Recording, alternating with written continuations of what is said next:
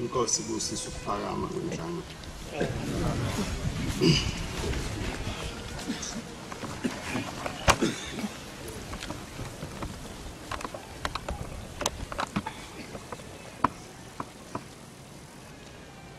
Inkosi busise wenceku yenkosi.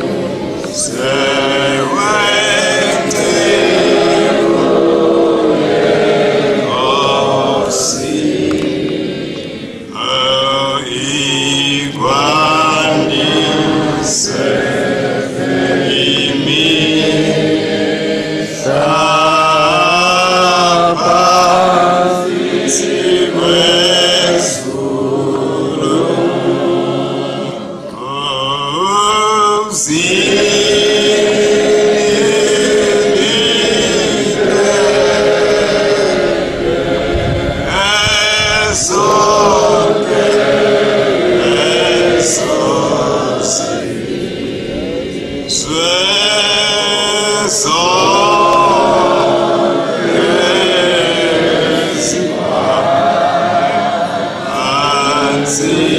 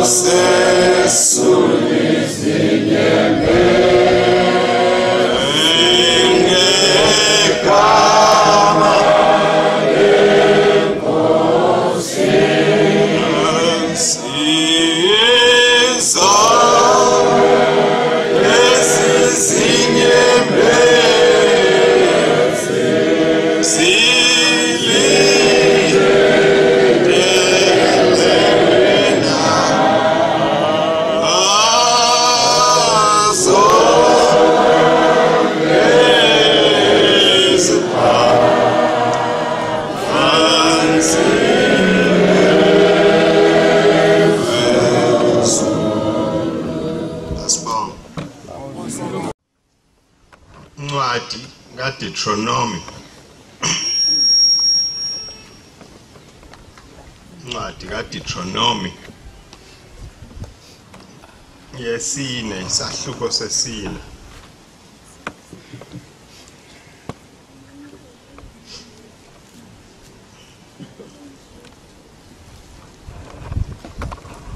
ivesi lamashumi amabili ivesi lamashumi amabili kodwa uJehova unithathile nina wankhipha eziko lensimbi eGibhithe ukuba nibe kuye abantu befa njenganamuhla futhi uJehova wangithukuthelela ngenxa yenu wafunga ukuba angiyukulwela iJordani nokuba angiyukungena kulo lelozwe elihle eliphiwe nina uJehova uThixo wenu libe ifa lenu kodwa mina ngiyakufa kulelizwe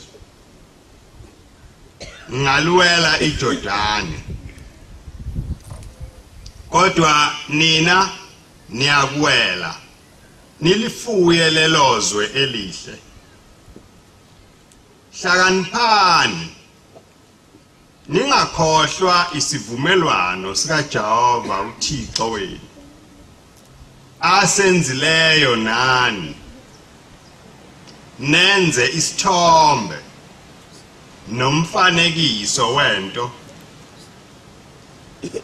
enalelwe nayo uJehova uThixo wenu ngoba uJehova uThixo wenu ungumlilo oqedayo inkosi enomona lapho niyakuzala abantwana nabantwana babantwana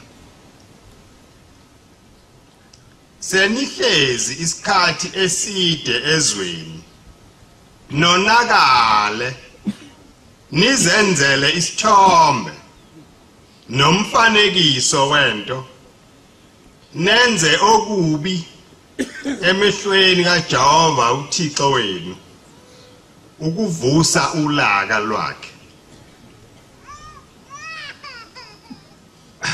ngibiza izulu nomhlaba ukuba kunifakazele namhla ukuba niyakufa nonke masinyane ezweni eniyakulo ngaphesheya kweJordani ukuba nilifuye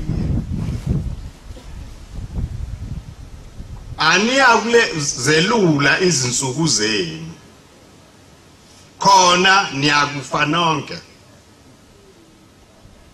uJehova uyakunihlakazela ezizweni nisale niyingcosana phakathi kwezizwe lapho uJehova eniyisa khona lapho niyakhonza izithixo umsebenzi wezandla zabantu zemithi namatshe ezingaboniyo ezingezwayo ezingadliyo nezinganukiyo kodwa nisekhona lapho uma nifuna uJehova uThixo wenu niyakumfumana uma nimfuna ngezinhliziyo zonke zenu nangemphefumulo yonke yenu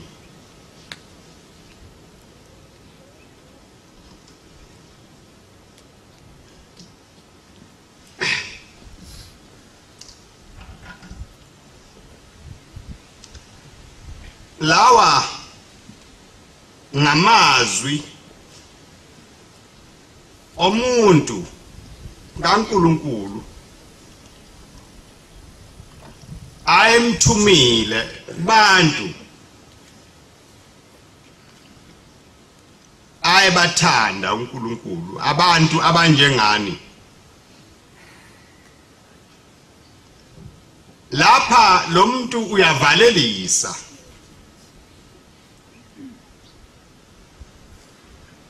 uthi mina sengiyahamba phakathi kwenu kodwa ngaphambi kokuba ngihambe ngithanda ukushiya isiyalo kini ngoba mina angiseze ukufinyelela lapha niyakhona uNkulunkulu ongithumile uthi anginikhiphe ezweni lobugqili wangitshela ukuthi niyakuphi la niyakhona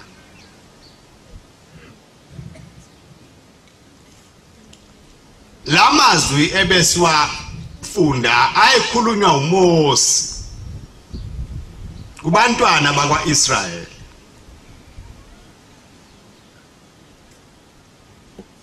ngesikhathi uNkulunkulu ebakhipha eGibhithe wabatshela ukuthi baya eKhenani mabeza ufika lapho kuyafanele bawele iJordani laba bantu ngesikhathi behamba babe ngayikhulumi indaba le esikhuluma namhla yokuthi kukhona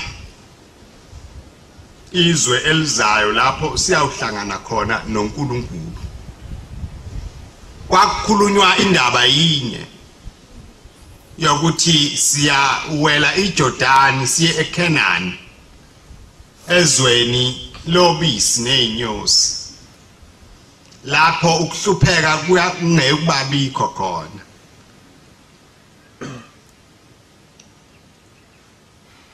kodwa lo muntu wahamba kanzima nalabo bantu ngoba babehambe bemhlupha yonke indlela behlale bekhononda njalo bemsola usasa basho lokhu uyasa basho lokhu ngesinye isikhathi acunuke ngesinye isikhathi abadikile ngesinye isikhathi kube khona ukuzisola ukuthi uNkulunkulu washolana ukuthi angihambe phambi kwalaba bantu ngoba abezwa futhi abeneliswa lutho noma uNkulunkulu ebenzela into bayibajabule nje ngaleso sikhashana emva kwalokho bahlubuke izinhliziyo zabo zibuyele emva abanye bangesabi ukuphumisela nangemlomo yabo ukuthi leli izwe esikhishwe kulo lalingcono kakhulu kunalesi sethembiso esinikwe sona lo muntu ke wayesemdala kakhulu ngesikhathi ekhuluma lawa mazwi wayesekubonile konke okuningi nezinhliziyo zabantu wayesekwazi ukuzibona ukuthi inhliziyo yomuntu injani uthi ke angifuni ukunikhohlisa angizukukhuluma lutho lokunikhohlisa njengoba nihamba mina kulelizwe eniyakulo ngizawube ngingasekho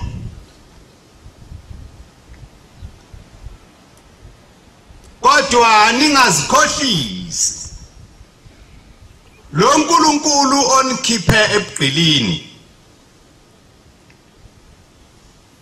uzawukwenza noma yini ayithandayo ngani akusho ukuthi njengoba esenikhiphe kulelizwe seninelungelo lokuba nenze konke enikuthandayo nimedelele uzawunibulala ake sabi ukwenza lokho umani mhlubuka ningayenzi intando yakhe nizawufa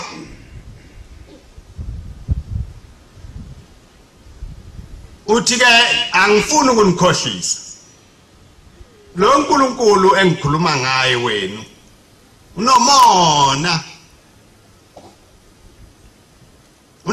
nalento yakhe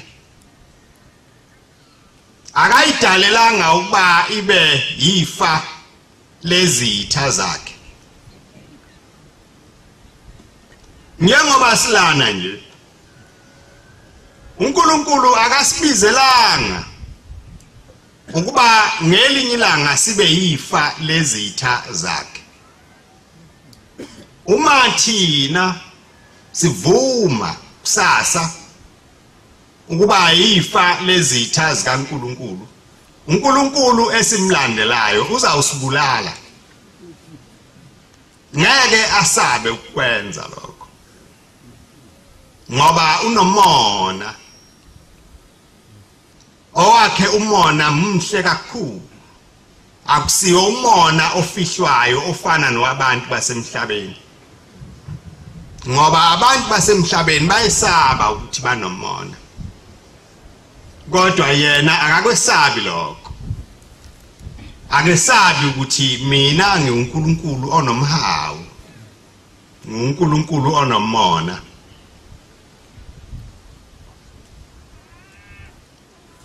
ngakho ke uthi ke uMosi uma nihamba niwela iJordani kuningi enizokwenza okubi phambi kaNkulunkulu uthi phakathi kwenu nizawubaza izinkuni nithi nangu uNkulunkulu bese nizikhothamela nizikhonze uthi abanye bayoqopha amatshe bathi nangu uNkulunkulu bakhonze lamatshe abanye babumbe amabumba abanye benzeni iziningi izinto abantu abakwazi ukuzenza ngezandla lezo zinto ke base bezenzile bese bethi ziuNkulunkulu ezinye bazakhe nangemqondo yabo bese bethi uNkulunkulu lo uthi ke iyona ke into uNkulunkulu azoniculungelela yona kakhulu leyo mani mhlubuka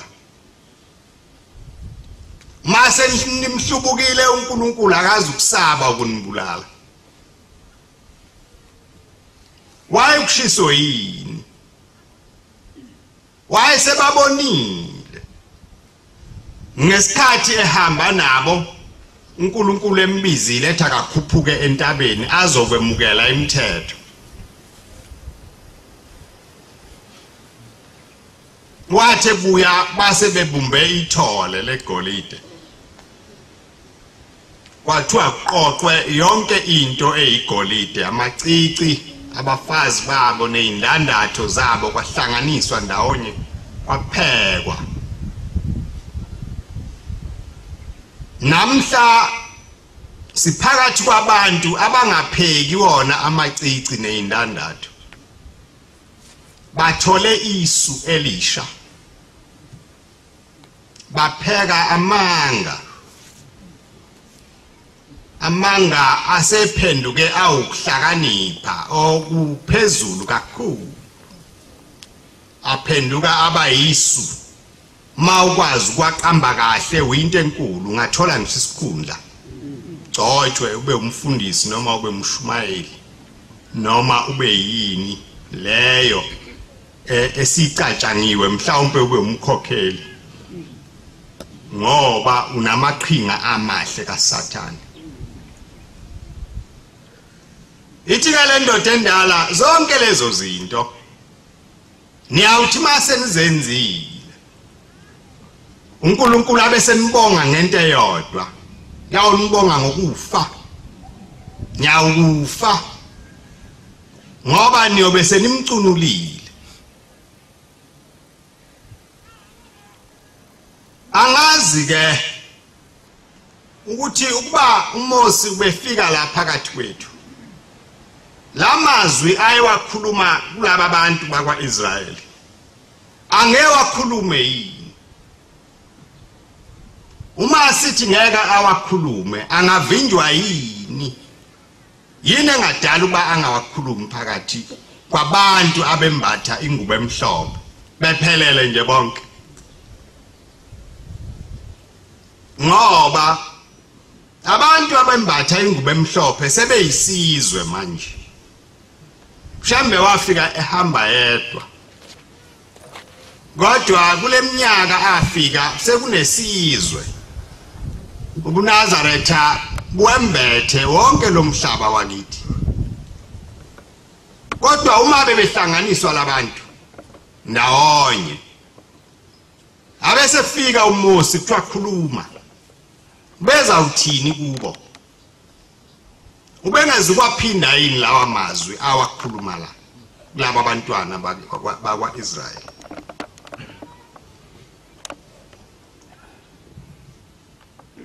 Lapha phakathi kwethu isono sokuhlubuka singakanani. Isono sokuphikisa intando kaNkulunkulu singakanani.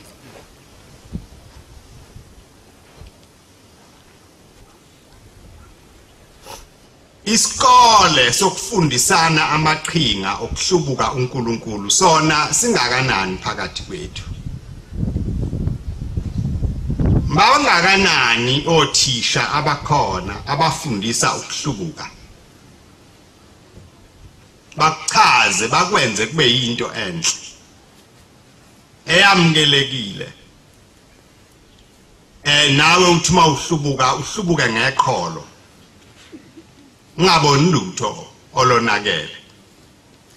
Futhi ukuhlubuka kuhle ngoba angihlubuki ngedwa, sibaningi esihlubukayo. Abanye bathi akunacala ngoba sihlutshulwe uye uNkulunkulu. Yena ubevumelani? Bekwenzelani lokho? Bengakuvimbi ngani?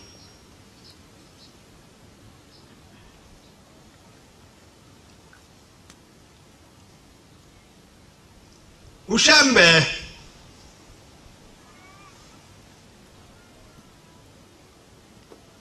wathi mayefika la kulelizwe wasebenza kakhulu, umsebenzi wakhe wawumunye, kwakuwokukhuluma nenhliziyo yomuntu ukuba yehlukane nokwenza okubi, ithande ukwenza okuhle okuthandwa uNkulunkulu.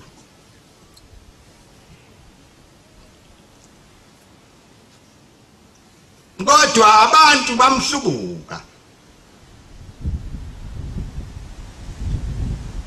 nabefundisi bakhe ayebagcobile bokuqala bamhlubuka, abazange bahlale lokukholwa, abafelanga eNazaretha.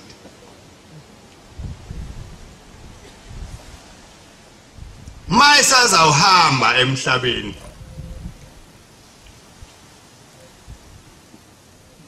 esemzini wakwaMjadu eNelsiwe, uthi ke ukhuluma isibonakaliso asibonile, ebona abantu basekuphakameni bese sigodini sosizi bemisiwe khona ngeindaba zabo zokuhlubuka. Mayeke eqeda uyixoxa le ndaba, uthi ke bantu abami ngumakoti, uthi namhla ngiumakoti ngisesicawini ngiyaba. Uthi ke konke okufanele umuntu kumehlele kuzawumehlela.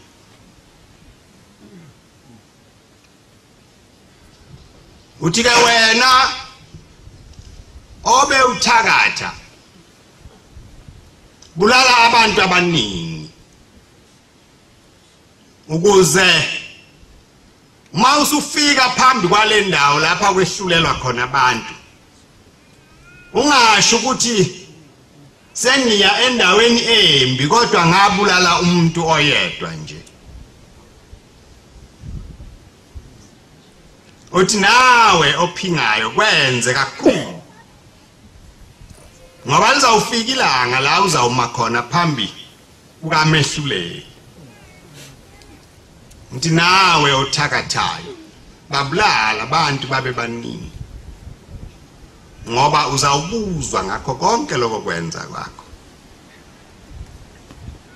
Akekho ushembe umuntu angamabelanga. Wathi nawe owebayo nawe owenzani. Wathi nengane namhla ngiyayabela. Ngane ngamhloniphi umzali wayo. Ayikwenze kakhulu. Ngoba nayo iyobuzwa ukuthi wenziwa yini ngabahloniphi abazali bakho.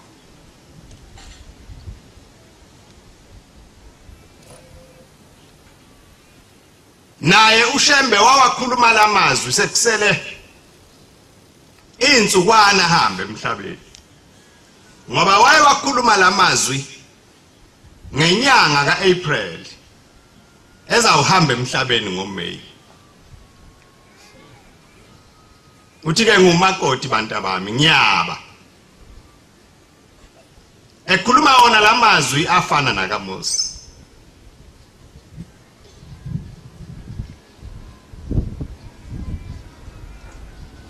Ekhuluma wona lamazwi abekhulunywa uMose. Ukuthi ma uNkulunkulu nimcunula nenza okubi phambi kwakhe nimedelela. Ningazikhohlisi.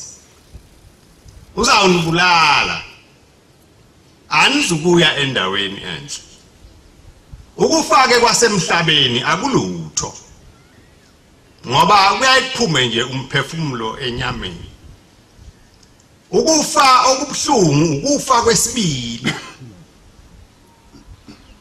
Lapha uzawuhamba khona sisale sithandaza la. Sikhala sithi Nkosi sengathi lo mphefumulo walomuntu ungaba nje ube nje sikhuluma izifiso zethu. Kanti wena uzawuthi mawufika waliwe. Uzawuthi mawufika phambi kaNkulunkulu akwale. Ungangeni. Thina ngaleso sikhathi asenamandla. Alutho. Noma ngabe besifisane ngawe asenamandla. Usho njalo ukushema. Uthi ngumakoti bantu abami ngiyanabela. Wayenziwa yini? Wayesehambile kakhulu phakathi kwethu. Minyaka eyama25. Esibuka konke ukwenza kwethu. Sihlubuka. Sisho njalo isihlabelelo sakhe sithi ngeduka ebusweni bakho. Imihla yonke yokuphila kwami. Alikho ilanga engahlubuki ngalo. Maliphuma nje ilanga liyawuthi shona bese ngihlubukile. Sengiphikisile intando yakho. Ngingasakwenzanga lokhu nalokho awukuthi ngibokugcina.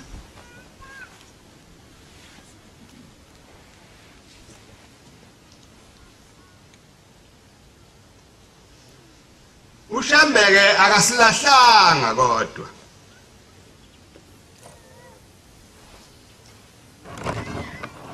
Akazange asilahle noma sinjalo. Lamazwi wayewakhulunyiswa ubuhlungu. Bokuba mawondla ukhulisa. Usuke ulindele okuhle. Uma usuthola okubi bese uyadumala. Kwakukhona phakathi kwalamazwi ukuthi onezindlebe zokuzwa uzawuphenduka asuke ezonweni zakhe. Mhlawumbe baba khona abaphendukayo asazi.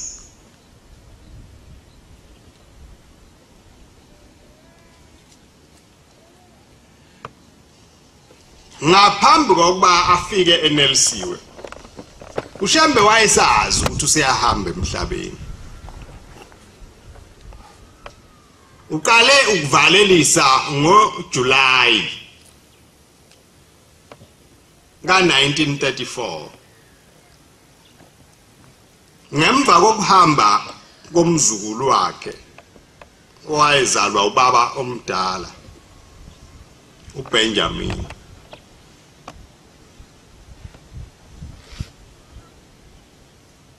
wathi makuvalwa inhlangano kaJuly wayesekhuphuka eNtanda esefika ehlala khona insukwana khona umzi wakhe okwakuthiwa isezibone wafike wahlala lapha wayesekhuluma nabafana laba ogoba ababe bathuma bemphekela namanzi nokudla bathi bantu abami mani ngilethela amanzi ningasondeli lapha ngikhona nempela ke bakwenza lokho wahlala yedwa ke la ngezinye insuku abize India leli elali umshumayeli wakhe uPolika akhulume naye engakudli nokudla athi abampa amanzi uma ebuya lapho muthi bantu abami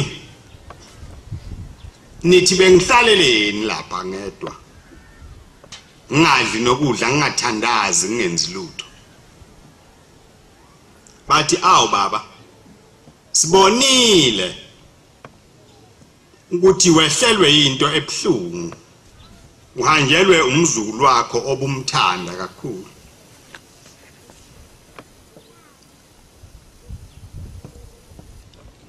uthi baba mkhulu awu bantu bami benicabanga lokho na bathe uthi nawu isililo sengane yomntanami ngasikhala sedlula ngoba uNkulunkulu wangikhombisa ngingakahambe emhlabeni ukuthi khona ukuzongehlela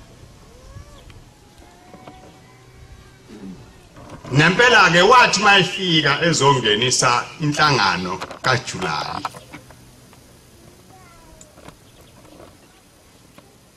ngwase kufika ubaba ezombona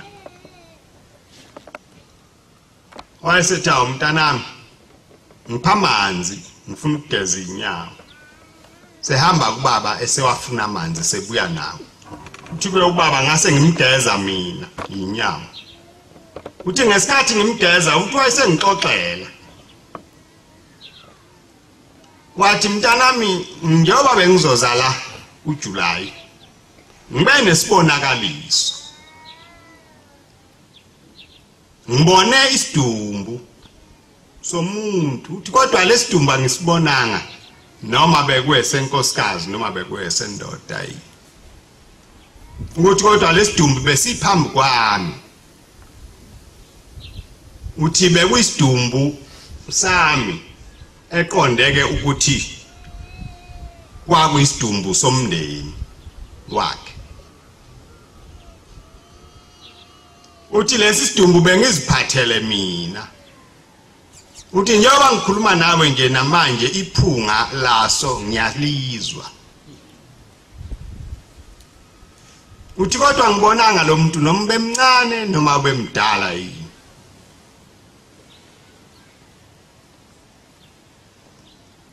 awu wayesethi baba awu uyayimbi ke baba leyo nto wayesethi kodwa mntanami selokhu ngiyibonile lento umzimba wami khathele kakhulu uthi ngikhathele akuvumba ngenze lutho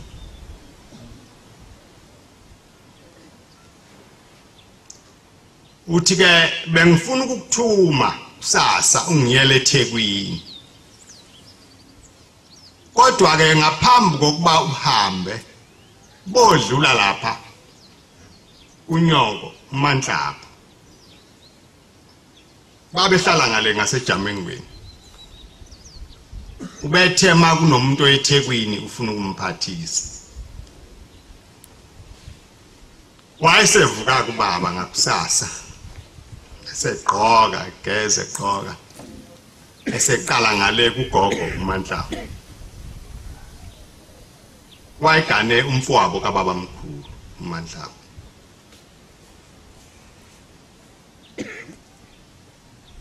mayifika ubaba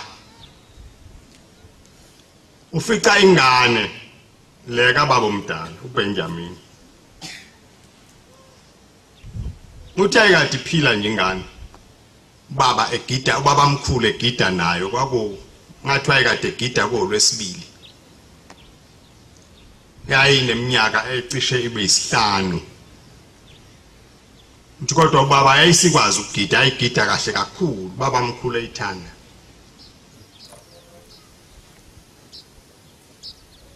uthi wayifica ingane iphalaza juluka kakhulu wayesebuza kule nkosikazi yayiphatha lengane ukuthi yini umntwana unani uthi wayesethi awu nkosana ngazi noma ingane inomkhuhlane yini uthi baba umkhuhlane onjani lo ingane mayiphalaza kabi kangaka phalaza isinkwa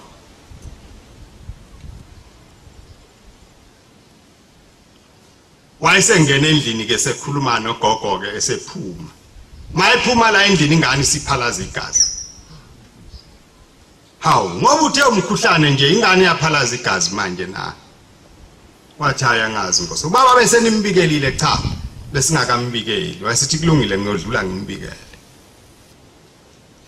wayesefika ke ubaba mkhulu wayesegumbini eseyikhuluma le ndaba ukuthi baba ngibona intembi la ingane iyagula lapha iyaphalaza kodwa ngithe ngihamba yayisiphalaza igazi iyajuluka kakhulu wayesethi baba mkhulu wayesethi bodlula lapha ekama tshela befundisa ukuthi ngithe bayithathe ingane bayingenise eparadise bayithandazele wasehamba kubaba eseThekwini uthi wabuya acishe kwakusemini ngo1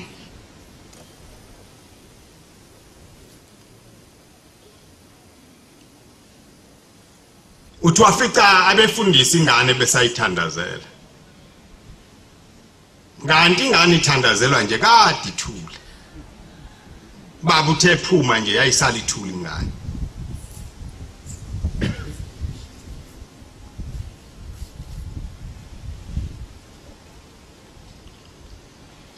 uthi wamfica ubaba mkhulu ehleli kulesi sigcawu esincane esingenhla kweDesemane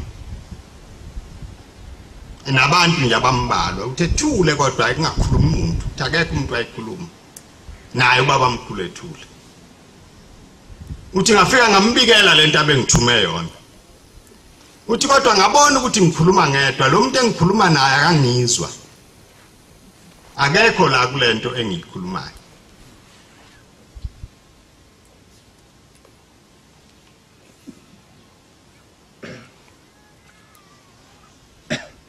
uthi wayesethi bodlula la eparadise ubone indaba yalengane bese uya unyoko lapha uManhlapha uthi angithe khulumani indaba yalengane ithi yenziwe njani ngesikhathi beyithandazela ubaba mkhulu wayinethemba lokuthi ingane yomntanakhe izawuvuka uthi baba ngangalazi ithemba ukuthi into enkulu kangaka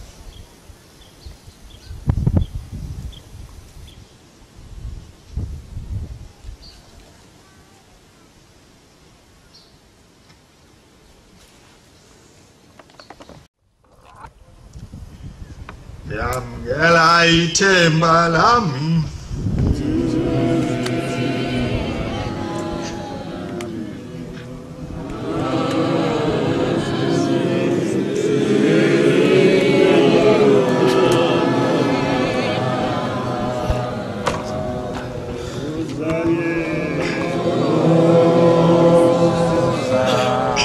Oza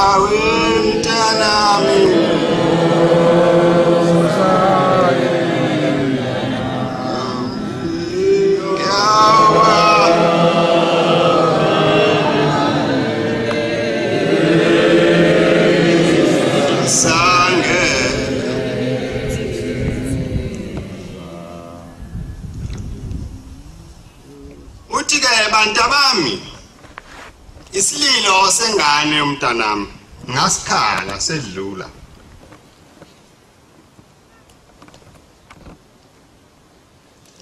uthi lapha bengihleli ngibuza ukuthi ngoba uNkulunkulu useshilo ukuthi uyangibiza ufuna ukuba ngize kuye niyawusala nibe njani ekuphakameni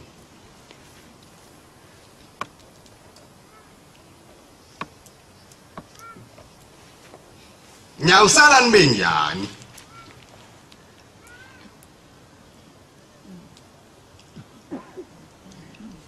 ushambe wayengafani nathi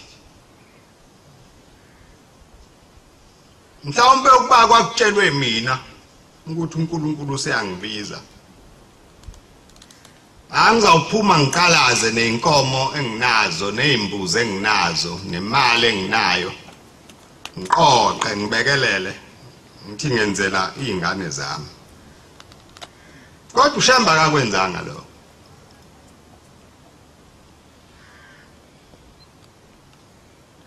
mshambe wenza okwehlukile uthi bantu abami ngibuzile ukuthi niyawusala nibe njani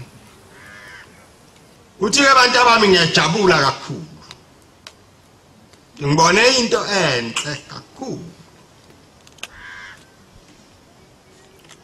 uthi ngibone amaNazaretha egcwele wonke umzi wasekuphakameni abantu bebesuka phesheya esicawini baze bawushaya kwabheka bezana uthi ngeke indawo yokuba omnye angene ahlale phi bevunule yonke imvunulo yasekuphakameni uthi namhla abantu abami nginishiya anikapheleli sekukhona abantu phakathi kwenu abangenayo imvunulo uthi kodwa ngaleli langa ngibone wonke umuntu enemvunulo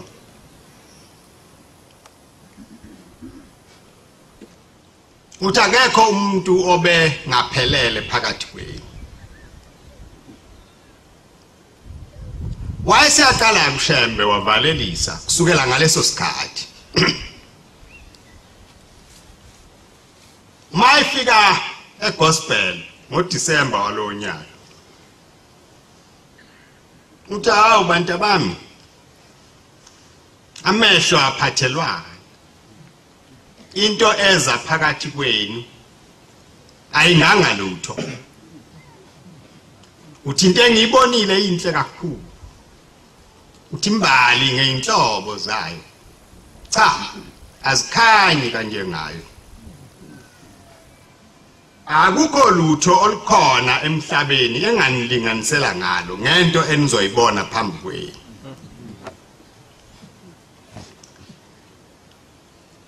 njengoba silapha nje size ngaleyo ndaba phakathi kokunye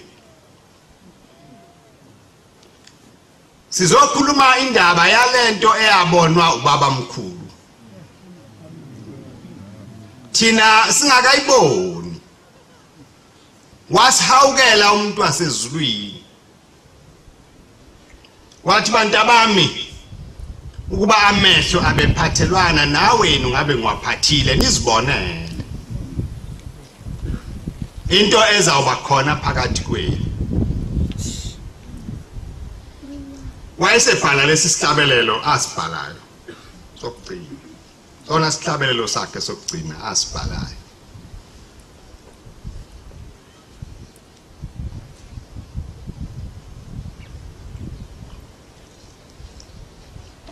Mshambe wayesithanda kakhulu sonke njengoba silana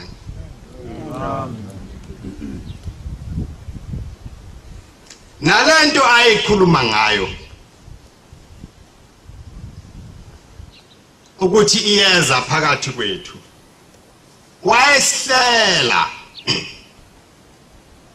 esihlelela ukuba silungele lento ngoba yayingaphezulu kokuphathwa izandla zabantu kulabo abayibonayo bayazi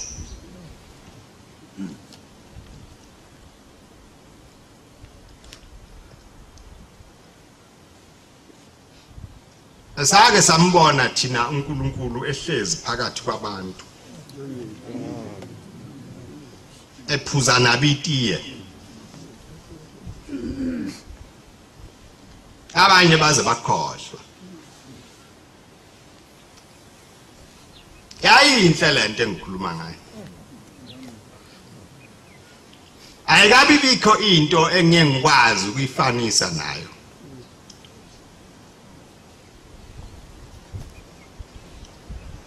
mawicabanga ke kufike yonke into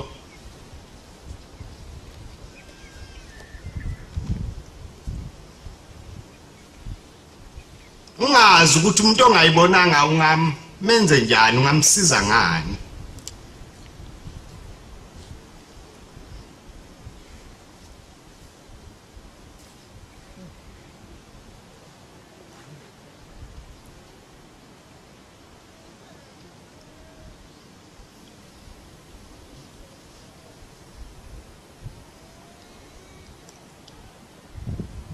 banenhlanhla ke abantu nalabo abangayibonanga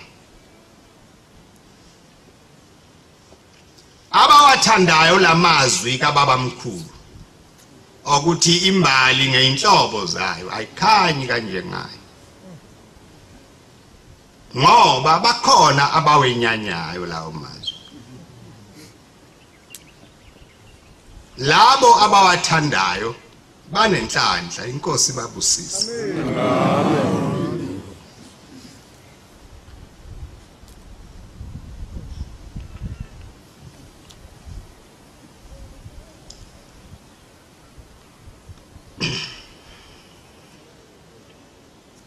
ngelinye ilanga sasihleli ekhaya ePhakameni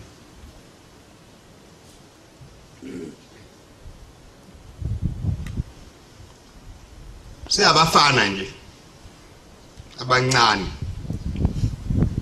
bandawonye kwakunezitebhiso ezisuka ekitchen lakhe lapha kwayinwa khona zehle ziyezansi ziphelele endlini eyayihlala uMaNcolo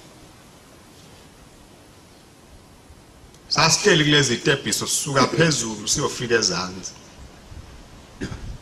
sasikhuluma indaba eyodwa sonke sivumelana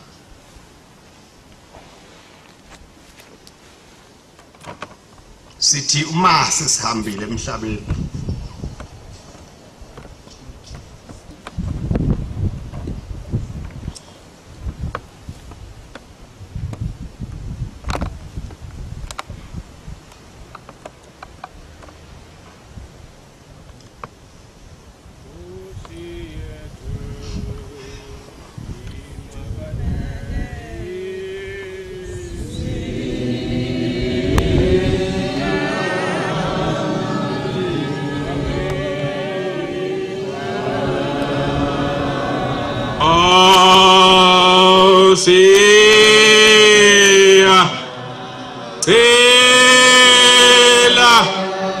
siyacela ube khona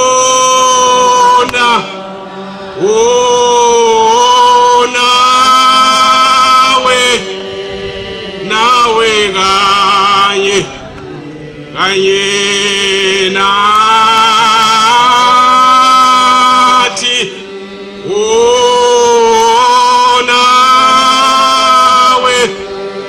nawe kanye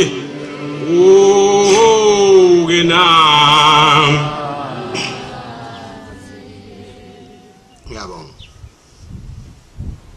sithi uma sesihambile emhlabeni izingane zethu ngeke zihlupheke ngoba siyahamba sizishiye kubaba sasikhuluma ngendoda endala impunga mangaphosisi phakathi kwa 1974 no 1975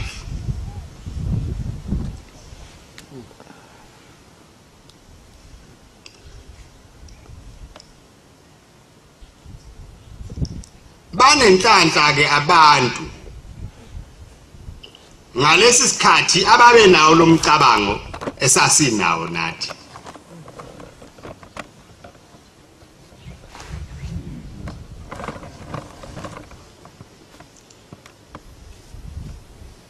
Akubanga into elula nakubaba mkhulu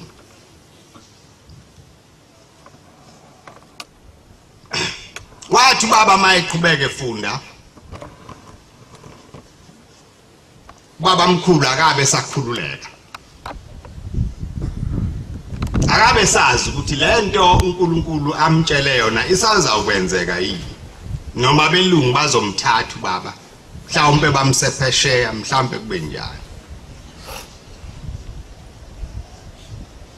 Kodwa ke ngoba wayengafani nathi wathi mayitshelwa ukuthi insuku zakho shembe seyiphelile wahamba wayolinda wayocela uNkulunkulu ukuthi inkosi ngisize ungikhombisa ukuthi uzawusala kube njani ekuphakameni. Uthi ke abantu abami ngiyajabula kakhulu ngibona into enhle. Abantu ke basezulwini baye bakhonjiswe zonke izinto.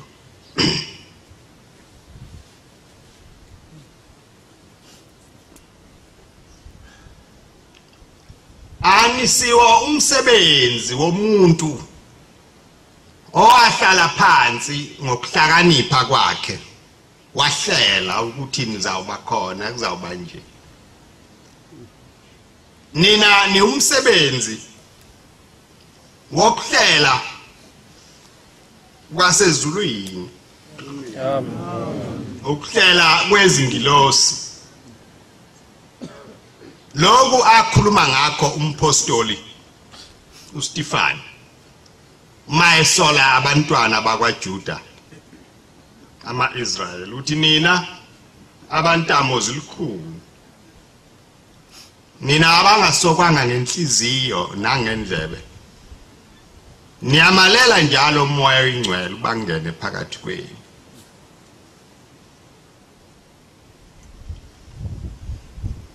Ninjengoyihlobeni imuphi umprofeti abangamhluphanga na?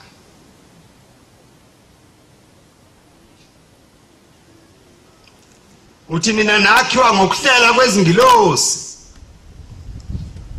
Uthi kodwa konke lokho anikulondanga.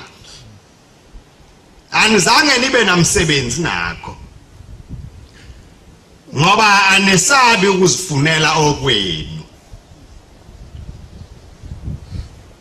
Wayeqinisileke. Ngoba bahlala laba bantu uNkulunkulu ekhuluma nabo ebenzela yonke into. Base bema phambi kwakhe. Bangesaba. Bathi hayi sifuna inkosi yethu. Zonke lezi zizwe zinamakhosi thina asinayo inkosi. Ngizawuyenzani inkosi ngoba ngiyanenzela konke nabathi hayi nathi sifuna ukufana nabanye abantu. Kanjalo ke abantu abacabanga ngokomhlaba. Abaze bangayibona into yasezulwini. Mayikhona phakathi kwabo bayayithula bayihlise bayilethe emhlabeni. Bese beyifanisa nazo zonke izinto zasemhlabeni abazithandayo nabazaziyo. Balethe zonke izilinganiso.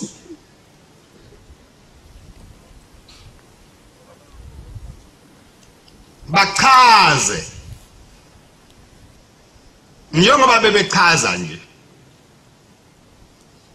Ukuthi ifala kwenye indlu alidliwa kwenye indlu. Indoda mayifa ishiya inkosana. Hawu. Ngoba umuntu anisungulayo akakwenzanga lokho na. Bese kusala ukuthi bayashuta hayi wayesiwula, wayengahlakaniphile. Sho njalo kuKristu. Mabethe he sikubonile abantu bakho badla izandla bengazigezile. bephula umthetho wobaba futhi ninjalo ke nina lokhu okwenu enikusungulile nimandla kukho niyakwelusa ubusuku nemini kodwa okusungulwe uNkulunkulu anamsebenzi nako anize nakunaka uNkulunkulu uyenza into phambi kwenu nina bese nifuna ukwenza lokhu kwenu uthi akukho lutho oluphathwa isandla somuntu aludle olumngcolisayo okumngcolisayo umuntu kuphuma ngaphakathi uthe ngqondweni yomuntu khona ukuphinga khona ukuthakatha khona ukubulala uthi ayikho inhlobo yesono engekho ephuma ngaphakathi kwengqondo yomuntu anandaba nakho konke lokho wephula imithetho kaNkulunkulu akunikhathazi okunhlupha kakhulu abantu abadla izandla bengayigezile nathi ke sitholakala sinjalo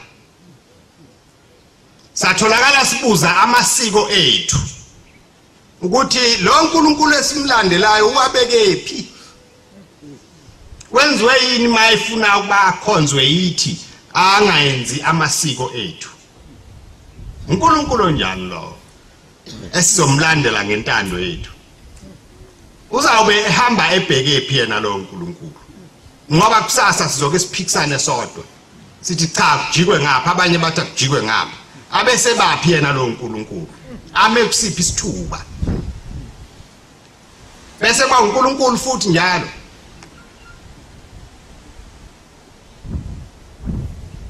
uyawa uNkulunkulu kanjani akube uNkulunkulu ngoba simlandela akube uNkulunkulu ngoba sikhonza konke asibekele kona kusehlulo kusehlulayo ngoba singabantu semhlabeni kodwa sifele kuyo lendlela sikhathale kuyo lendlela akhamuka yakuphuza amanzi akudonsa athi woza ungabusasala mawunenhlanhla avuka amandla kaNkulunkulu usukume uhambe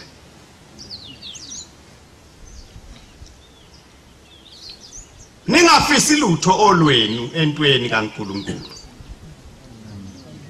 ziningi izinto esezikhona phakathi kwenu abanye abantu abafike emva abasakwazi okuyiqiniso nokwamanga ngoba bafike sekukuningi okwenziwayo kodwa ebengiyaye ngiqaphele ukuthi lezi zinto ezisungulwe yithi siyazelusa umuntu mayeke wafuna ukuphambana nazo bekubi kakhulu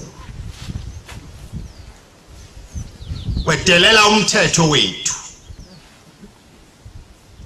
owedelela umthetho kaNkulunkulu kusithi kufanele awilikhuni vele imithetho kaNkulunkulu kwamukeleke lokho okungamukelekile ukuba umuntu ephule lo wethu umthetho ngoba sinayo imithetho yethu mningi kakhulu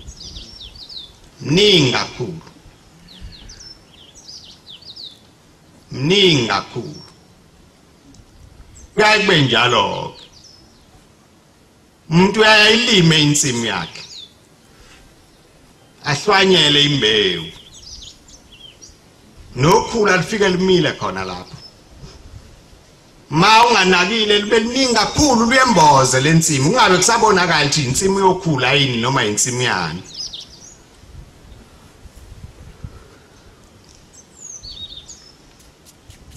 bangaka bamhawukelayo uShembe ukuthi lo muntu owahlala ephethe igeja lokuhlakula lolukhula uhlakula kangaki ngomzuzu umunye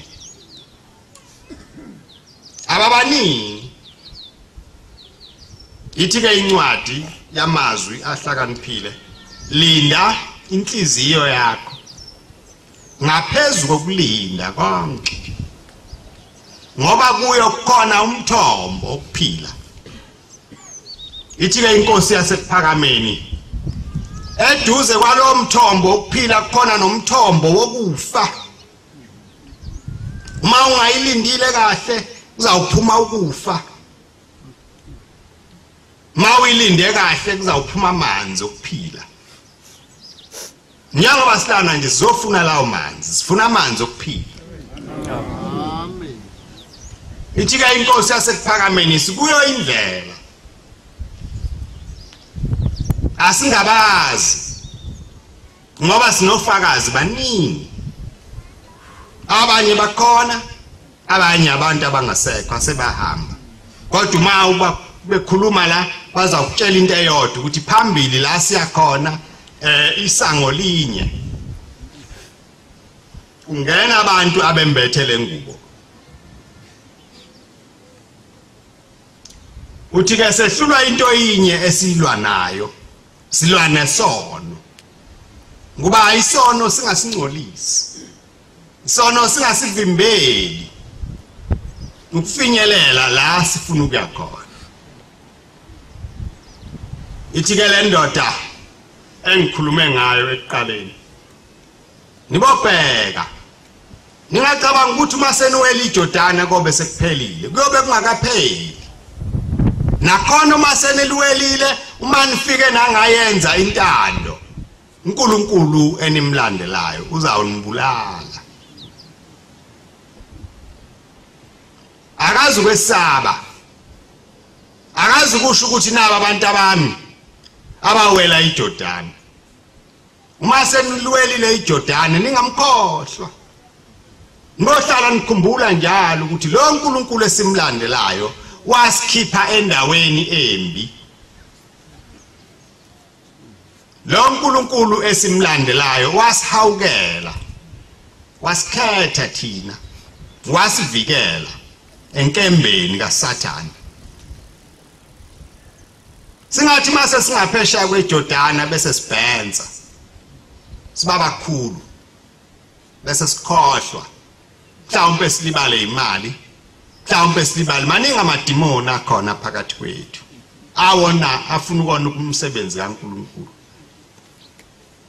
Abanye abantu banedimoni lemali, abanye abantu banemadimoni ezikhundla, abanye banemadimoni amaningi ayinhlobo ngeenhlobo aqhamuka ngamasu ahlukene. Konke lokho sibohlala sikubhekile ngoba lo uNkulunkulu esimlandelayo unomona. Njengoba sikhethe sabambalwa nje, yiwo umona lowo. Bayekeleni laba abaningi, bakhetha abancane. Nibobheka ke ukuthi nihamba kanjani phambi kwakhe, nimphethe kanjani.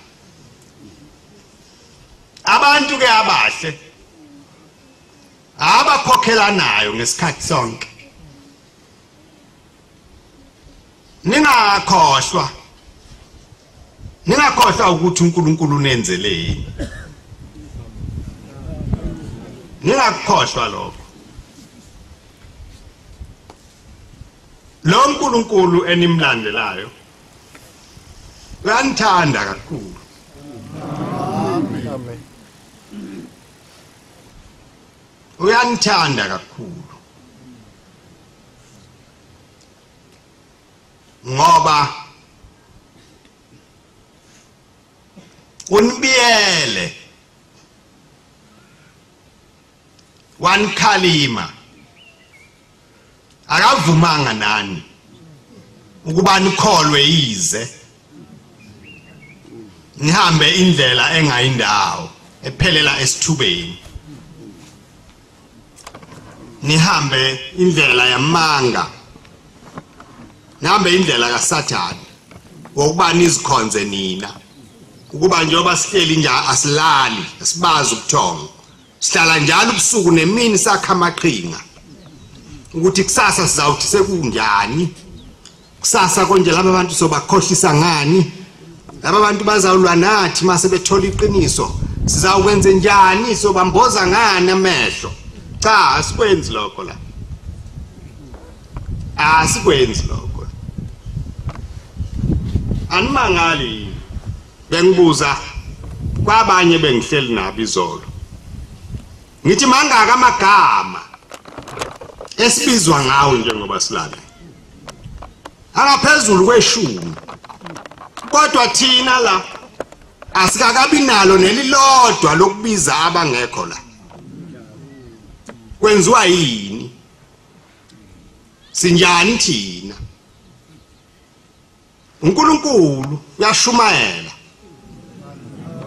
khombisa indlela asithanda ngayo ngoba thina enziwa yina ngasifikele lamagama bona abafikela zonke insuku amagama amabi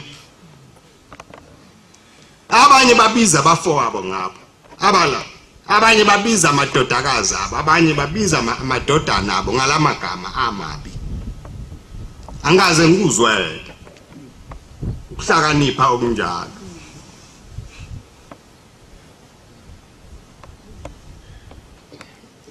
ningaboba ngakakhulu abantu basemhlabeni ningabi libali izinto zomhlaba ngoba ziyawamboza amehlo omuntu angamboni uNkulunkulu azabonwe imbongolo umuntu nangu Mesiya lo ogibele embongolweni angamboni kunjalo ke la emhlabeni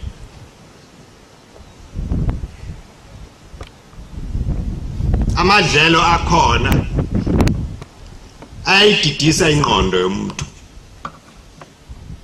kanti isikhathi esiphilwa khona sifishane kakhulu mawusuhambile kulomhlaba ayikuyibuyi manje ke lokho akufuni nokuthi ube umuntu ofundisiwe kakhulu owazi ibalo cha akudingi ukuthi mawungayihlelelanga lelizwe elizayo lokuphila okuzayo okuningi kangaka uyawube uphi wena ngiyakhuluma ngendoda la yakwabiyela le ngithi yahlelwa ingozi yemoto ngeminyaka yawo 1914 yathi kwaku 46 mangaphosisi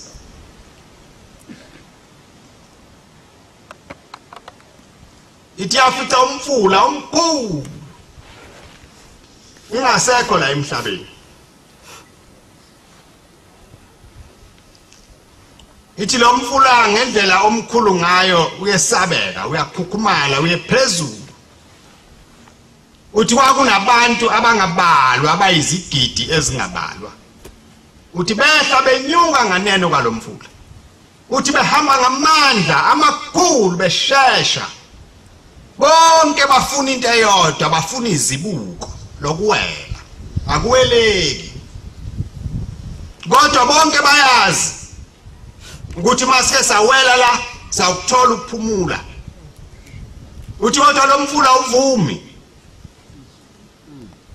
akho umuntu owelayo bayehla bayinyuka uthi abantu abadala uthi bayashesha uthi akekho ohlala phansi aphumule cha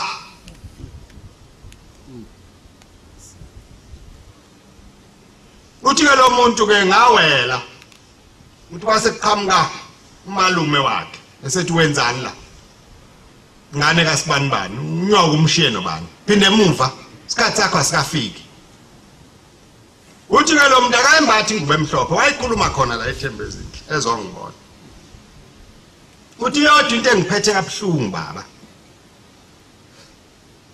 uthi njengoba ngalithola ithuba lokuwela ngaleli langa ngiyawuphinde ngithole yini mase ngihambile kwangempela uthi bona buhlungu enginabo ukuthi njengoba ngawuwela lo mfula ngaleli langa uma sengihamba okwangempela ngiyophinde ngiwele yini noma nami ngisengiyofana nabo labantu abasheshayo nganeno komfula abafuna ukuwela kodwa akuweleki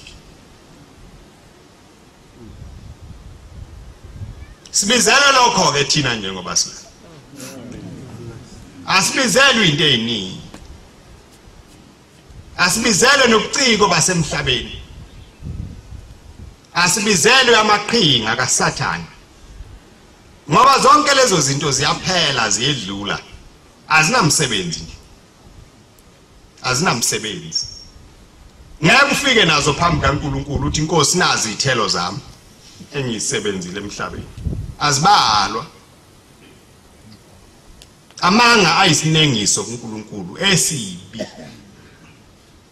noma ngaphatha inkonzo enhle kangakanani uma ngayiphatha ngamanga leyo nkonzo iqale kusiwe akusiyo inkonzo yasezulwini Jehova ngeke ayibale kuba njengoba nihlelana nje nihlalela ukuthi ngikhohlise ngitshela amanga cha akungabi njalo uma ngingenakho engingakusho kulungile ngingenakho kunokuba nginikhohlise ngoba anisibo abenu anisibo futhi abami niyabo umnikazi wenu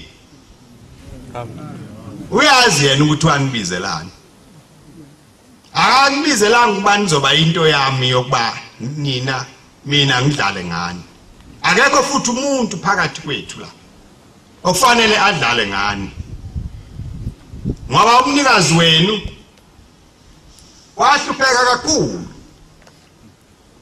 sisosizini thina njengamanje kodwa olukaShembe usizi mawuthi uyacabanga uyobona ukuthi lokho esikhuluma ngakho akulutho asikalali thina emahokweni naseyinqolobaneni kodwa uShembe wayelala khona efuna nina azange ayifune enye into yayikhona ingcebo kukhona yonke into emhlabeni kodwa uShembe akazange abe naso isikhathi sazo zonke lezo zinto uShembe waba nesikhathi sento eyodwa semphefumulo yeni ngakho ke ningakhohliswa umuntu akubona umuntu ofika nitshele olunye ulimi la asizile ukuzokwakha izindlu la zikaShembe izindlu kaShembe uyozakhela yena ezakhe masilana sokukhuluma indaba yinye indaba ukuthi sifuna indlela ekhaya sifuna nathi kuya kuyo umhlali neziyoni emzini wokuphumula okunye ke kungasiphazamisi okunye kungasedusi ngoba sawuthi siyaqala ubatha uyaqeda kungapheli kulokuhlehla nje kunwebeka ngoba izinto zasemhlabeni zinjalo okunye uthi sekuqalile uyisole ukuthi kodwa bengenzani tholakala ukuthi awusakwazi ukuphuma bakhona sebenjalo manje abangasabazi ukuthonga ongasazi ukuthi kodwa ngangenzeni kuba ngangithulile ngangasho lutho ngaba ngikho kuko konke lokho engikho manje asazi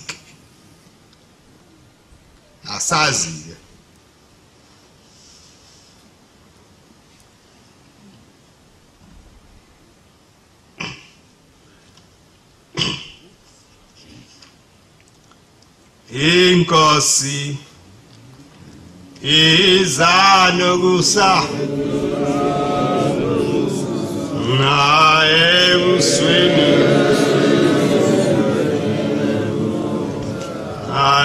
inkosi izanokusa nae uswini Oze kwande ukanya nae usweni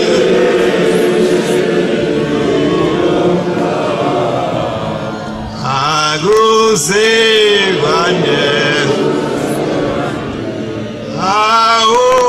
ukanya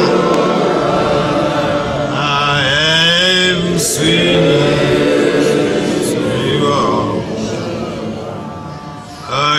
Izausus Obunyama Aebusi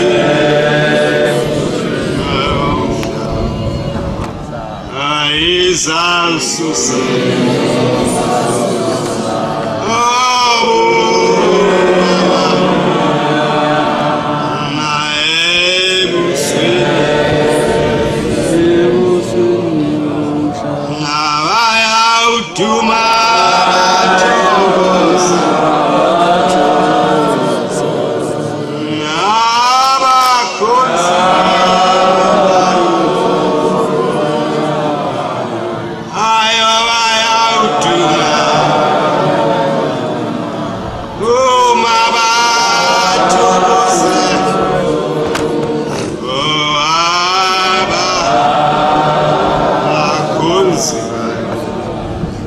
ujabula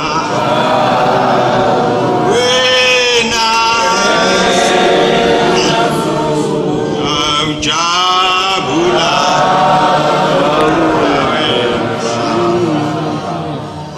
ujabula wena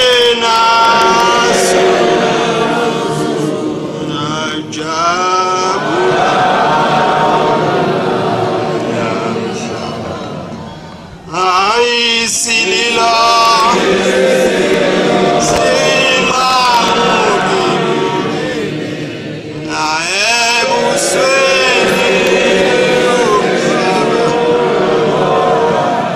aisili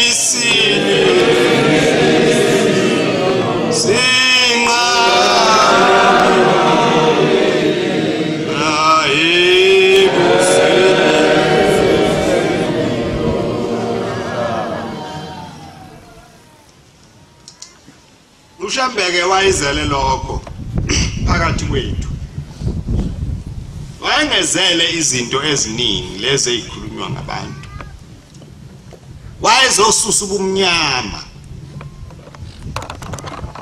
ezosikhipha ezintweni zobumnyama ezimbi ephethe ukukhanya lokhu esikukho namhla ephethe ingubo emhlophe wathi bantu abambathani lengubo manje mbethe lo ngubo ngizawuhlala ekukhanyeni ngizawusuka ebumnyameni wasifundisa nolimi lwasezulwini wathi ningakukhuluma lokhu naloku okubi khulumani kahle khulume ulimi lwasezulwini bantu abami ningakhonkoti izinja ezikhonkotayo nina ningakhonkoti ngokukhuluma namhlanje sinjani namhla siyakhonkotha Shembe kodwa wasishiya singenjalo washiya sifundisile ukuthi kukhulunywa kanjani abantu bethanda ukuya kuNkulunkulu bakhuluma kanjani namhla siyakwavuma ubani lo sibuyisela kule ngubo yobumnyama Shemba isikhiphe kuyo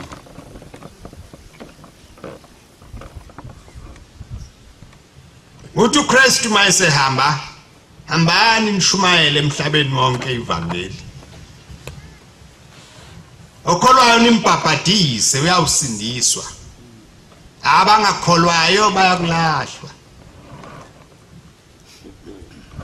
uthi konke ngikwenzile phambi kwenu lawubalandela abakholwayo uthi ke lowo othathayo afundise abantu bakaNkulunkulu okuphambene nalokhu yakuthiwa ngomncane embusweni wezulu ubani lo semncane embusweni wezulu osifundise izinto zobumnyama ubani lo sibuyisele endleleni embi kangaka yobumnyama ngoba lowo angingabazi njengoba ngimela ukuthi omncinyane embusweni wezulu akana kuba mkhulu noma angaba inkosi noma angaba induna noma angaba yini kulomhlaba kodwa embusweni wezulu ungomncinyane uma ekwazi ukuthatha abantu abasetshenzwe kanzima kangaka abafaka odakeni lo muntu ungomncinyane akafanelwe lutho kulombuso wezwe elizayo angikholwa futhi ukuthi unendaba nawo akanaso isikhathi salezo zinto ngoba yena uphelele la emhlabeni khona yonke into khona notshwala thina uShembe wasikhipha kulezo zinto wathi asilungele umbuso weze elizayo lowo ke othathayo afundise laba bantu asebefundisiwe bagezwa ukuphindela odakeni akamkhulu ncane lapha siyakhona akabalwa uNkulunkulu nazi isikali sakhe sasezulwini lapho efaka khona abantu imvama uyafake laba asebebakhulu kakhulu nendodana kaNebukadnezar wayifaka esikalini isishilo yathi hawu yena lo uNkulunkulu ngabe kunjani unazo lezi itezi mina enginazo unakho konke lokho enginako leli golide naleli siliva enginalo unalo lo mhlaba enguphethe unawo yena lo uNkulunkulu hayi usuka ngikhuluma amanga ni akho uNkulunkulu la uNkulunkulu yimi nami nginelungelo elifana nelakhe lokhu enithi uyakwazi ukwenza nami ngizokwenza ngawuphikiswa ubani la ezweni lami akho umuntu ozongiphikisa ayisefalwa amagama odongeni athi mene tekel erufasi umbuso wakho ubaliwe uthe uma usutholakala usumkhulu kangaka umbuso wakho uNkulunkulu ayesewufaka esikalini wafinyanisa ulula kakhulu nawe watholakala uhambaze ungembethe kwamangale ukuthi lo muntu ohamba nqunu yini akembethe ngani uNkulunkulu balile yonke into yakho inkomo yakho nembuzi yakho nemali yakho konke nomzi wakho wakufita kuyize akulutho yabuza ke le ndoda isiyeqiwe uvalo ukuthi manje pho ngalokho kuzakwenzekani uthi ke ohumshayo uzawufa khuluma lamazi abekhulunywa Mose uthi ma uNkulunkulu esekufaka esikalini iyodwa into ekusalele uzawukufa uthi ke ngizawufa nini uthi cha namanje nje ngafa uthi hayi mqokiseni ingubo ebomvu uthi lo cha anginamsebenzi mina Nkosi neingubo zakho lezo phela nje wena yazi ukuthi uNkulunkulu meyisile kakhulu awufanelwe lutho ningameyisi ke uNkulunkulu ningabi nesikhathi la niyawufikelwa khona ukuzi phakamisa nizibone seningaphezulu kaNkulunkulu le akusiyo indlela yasemhlabeni indlela zasemhlabeni zinamakhathi ekuzima akhona ubhaliwe ukuthi uNkulunkulu uthanda chala akunjalo indlela ukuthi uzibonele wena le ukuthi uNkulunkulu ukhonzwa kanjani uma usunezinto eziningi uhlubukile awusewuye wala ngithi ke ningaboba novalo ningabi nokwesaba niboba nesibindi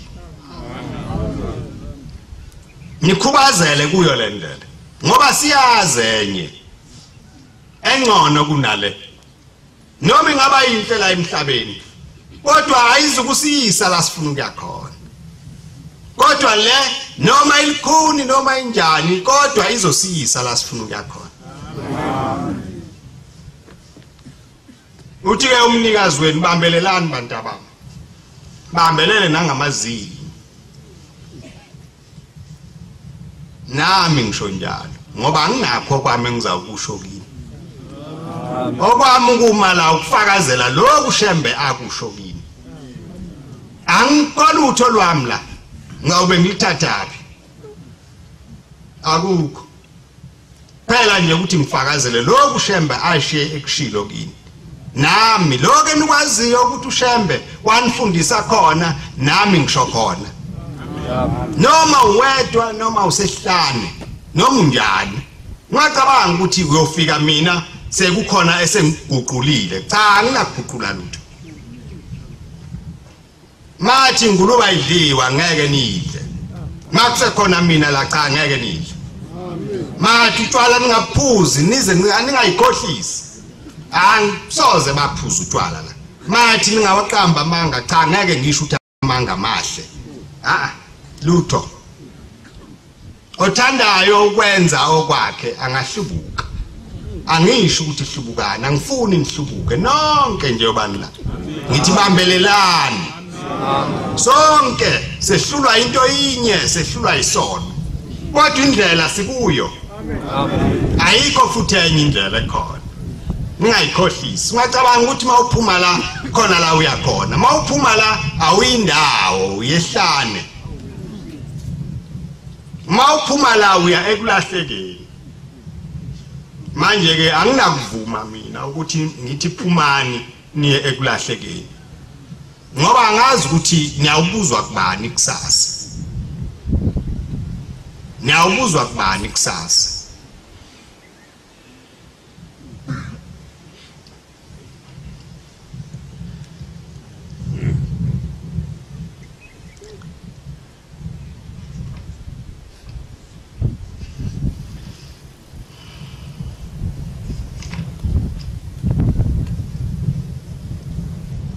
ingoma yekhulu namashumi ayisishiyagalombili nanye ikhulu namashumi ayisishiyagalombili nanye inkosi ibusisa ukuphakama kwenhlangano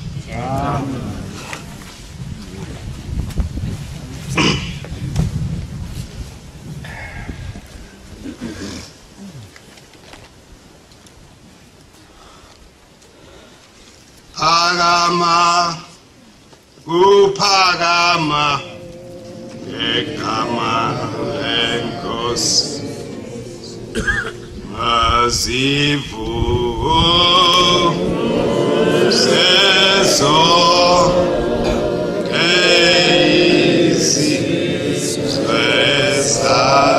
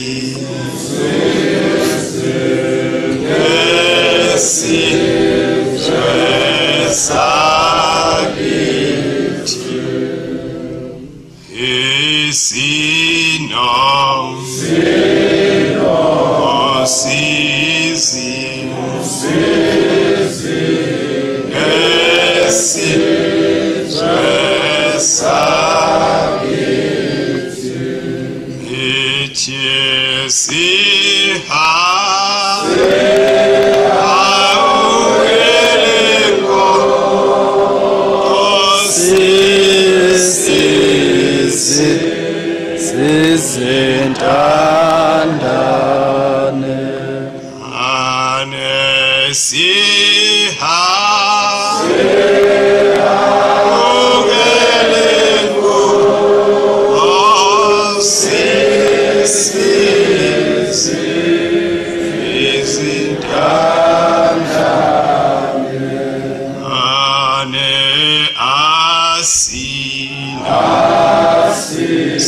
Sinamkulu Ulinga Apandle Kwako O Asi Sinamkulu